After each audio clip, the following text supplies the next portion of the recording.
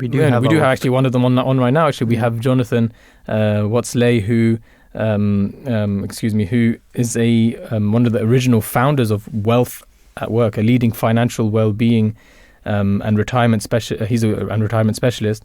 He spent many years working with companies to help their employees improve their financial future, and he's somebody who has more expertise in this field, who can give us a bit more information about how to actually grow from in terms of financially, and how it can help us going forward. So good morning, and peace be upon you. Welcome to the show, Jonathan. Morning. So just to start with, let's just explain for us kind of the primary goal of Wealth at Work and how it has helped guide people through financial difficulties.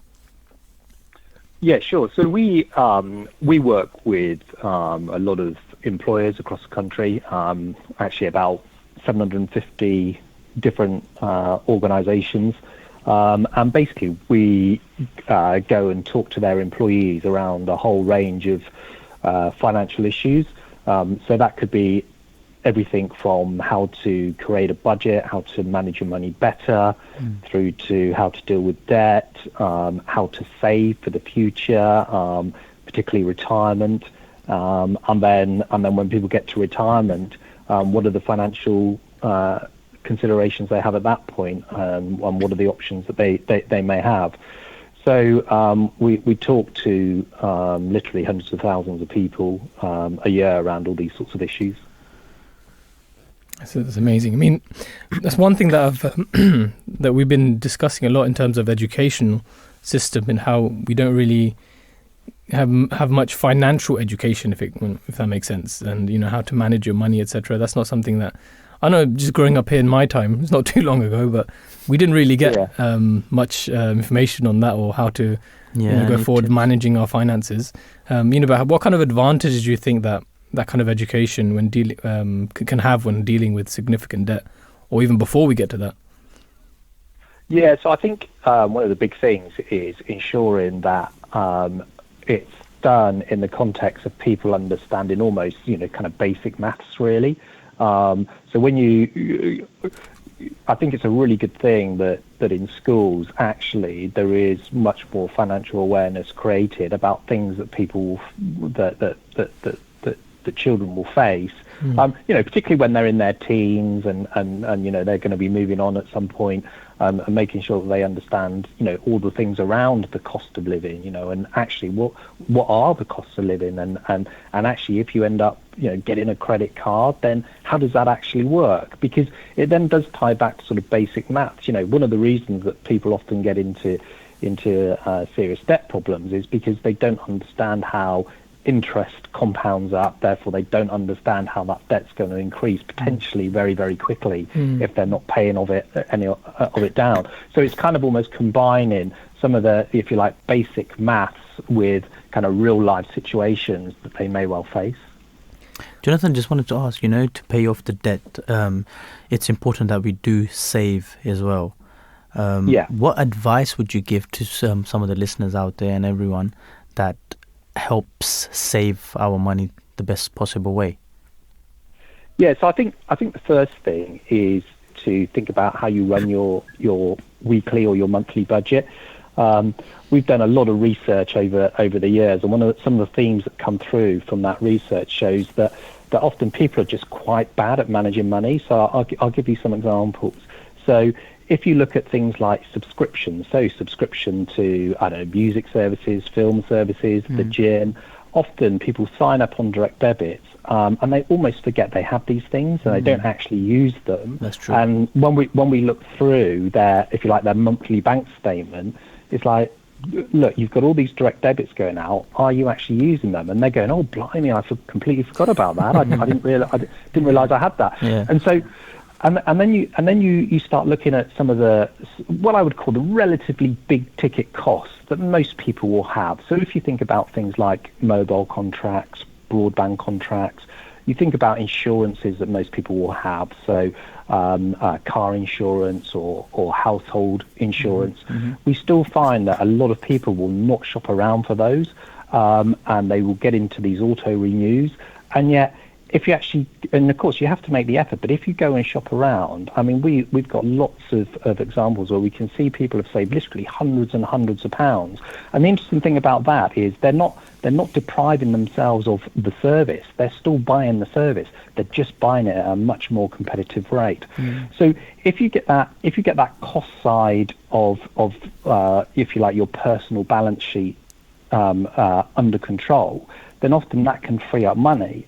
And once you've freed up that money, then it's about, well, what are you going to do with that freed up money? Now, to be fair, in more recent times, because of things like cost of living, people have said, well, I need to free it up because I need to put food on the table and do basic things, particularly as inflation has been very high in recent times. But of course, another alternative possibly could be, well, have you thought about putting some of that money away? And of course, when you then think about putting money away, it's then questions around, okay, so what are you putting that money away for? Is it? I mean, we often talk about short, medium, and long-term saving. So short-term saving is saving for a rainy day, effectively.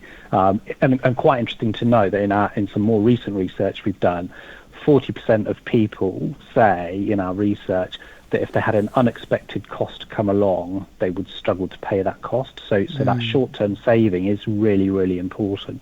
But of course, longer term saving would be things like, maybe your pension. Have you saved enough for your retirement, or could you actually put a bit more money into your pension? And of course, for a lot of people, that has a multiplier effect, because if you put money into your pension, you will get tax relief, and it may be the case that your employer will also match that contribution. So for every pound that you're putting in, you're getting more than £2 actually effectively in value. So it's getting people to understand those sorts of things as well. Can you talk a little bit more about financial goals and how they can contribute to better debt management? You talked about savings, etc., long-term, short-term, but what kind of financial goals can one set realistically in this day and age when prices seem to be just going up? Yes, I think it depends on stage of life. So people that want to save for their first home, for example. So looking at, okay, what might be the most appropriate savings vehicle for them. And of course, there are things like lifetime ISAs where you effectively get a bonus for saving. So there's things like that people should be aware of. Now, there are some parts of the country where because of the limits on that, some people say, well, actually, the limits aren't quite right, but it certainly will work for some people in some parts of the country. But I think it's also thinking about having children and almost not predicting to the day, but predicting in broad terms. Am I thinking about the next year? Am I thinking about the next 5 years? Am I thinking much longer term than that? And one of the ways we get people to think about it is to say, let's say that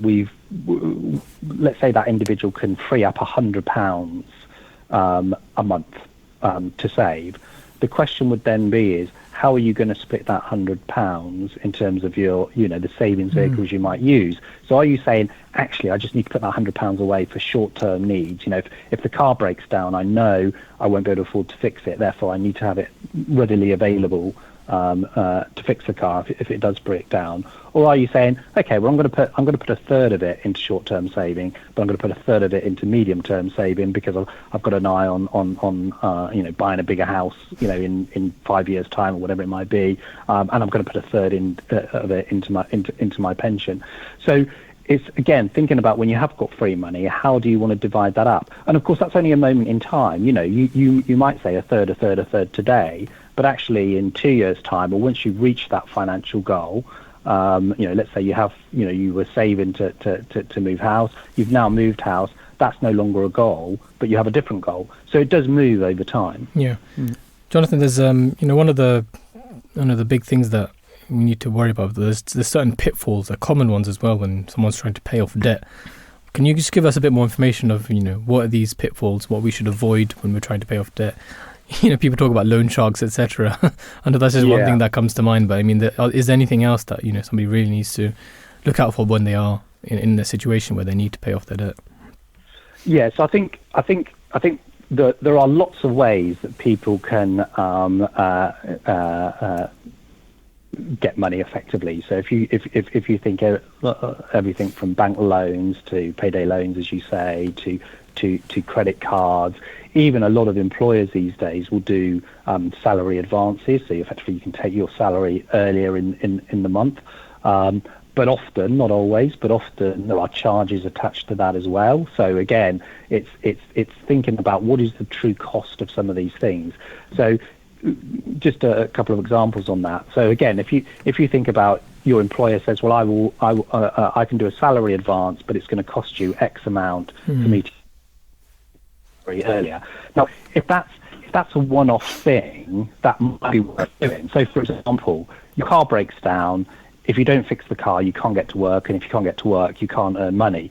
So logically, you might say, actually, it's worth me paying that extra bit of money to get my salary earlier in the month, just for this 1 month, just as a one-off, so that I can fix the car and I can get to work and I can earn money. But if you're taking that advance this month because you just need to put food on the table, well, you're going to have to put food on the table next month and the month after and the month after that. Yeah. So if you're paying additional fees every month, then of course you're not improving your situation. In fact, your situation is getting worse. Exactly.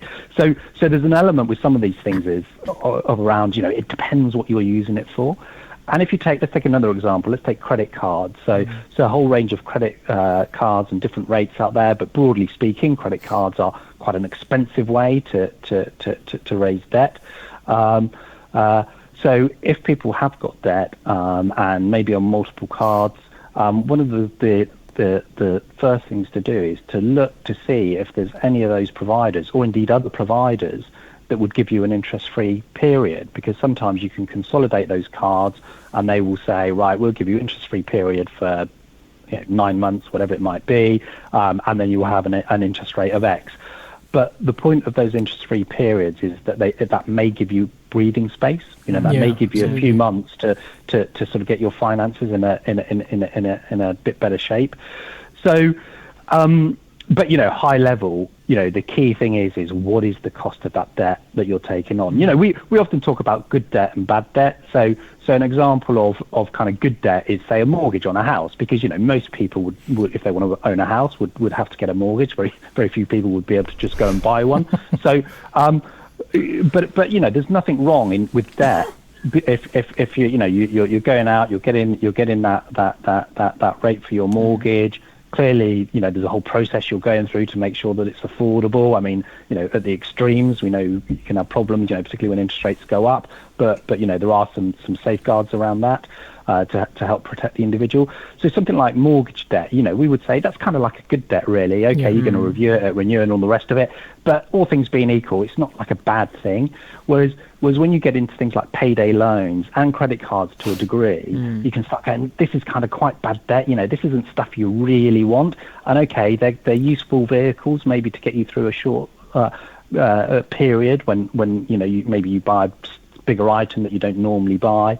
But you wouldn't want to be relying on those sorts of debt, month in, month out. Yeah. My next question was going to be about credit cards, and you did cover it quite well. But just on a whole, would you say would you avoid credit cards as a whole, or it's quite beneficial to have them? Yeah, well, I mean, there's a convenience factor, isn't there? I mean, if you forget about the financial issues for a moment, there is a convenience factor of using credit cards. You get protection as well when you're buying goods, particularly online or whatever, with credit cards. So there are, they do have some aspects which are actually quite helpful. It's really the question of what you're buying. Can you really afford it? Are you going to be able to afford to make the repayments? And really, the best way to think about credit cards is, I'm buying something because it gives me some protection. It's convenient, but actually I've got the money and I will be paying off that credit card bill at the end of the month. Because as soon as you say, okay, I'm going to buy it, and then I'm going to spend, whatever, 12 months paying it off, you are going to be paying a lot of interest, pretty much no matter what credit card you've got. So whatever item you've bought, it's going to be costing you a lot more than you kind of think. Absolutely. I think slightly worse than that as well, though, is the kind of buy now, pay later, because some of those, I think, they seduce people really into saying, this product, whatever it may be, you can have this. You can have it right away, and you don't need to pay me a penny for it. But of course, the interest and the payments, therefore, that the individual has to make back for that product, then the true cost of that can become very, very high. So I think they're even worse in a way because they're very seductive. Thank you very much, Jonathan. There's so much we can talk about, and we would love to continue, but we have to speak to our next guest as well. It's been a pleasure speaking to you. Peace be upon you, and have a lovely rest of the day. Thank you for being with us. Great, thank you. Good to speak to you.